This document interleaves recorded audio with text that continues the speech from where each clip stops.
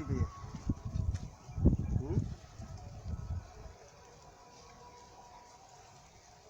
वण के पन्ने ही खा गई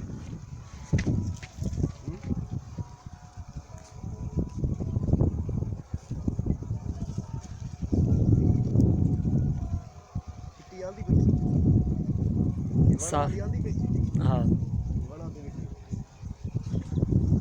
पिक्चर में दी कट से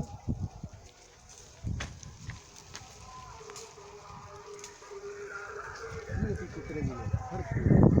वण से खा गई जे वण दे पासे बैठी है वही खा गई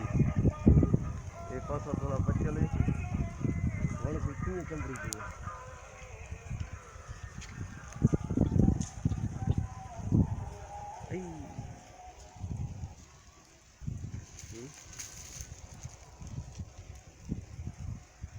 वण कुतरे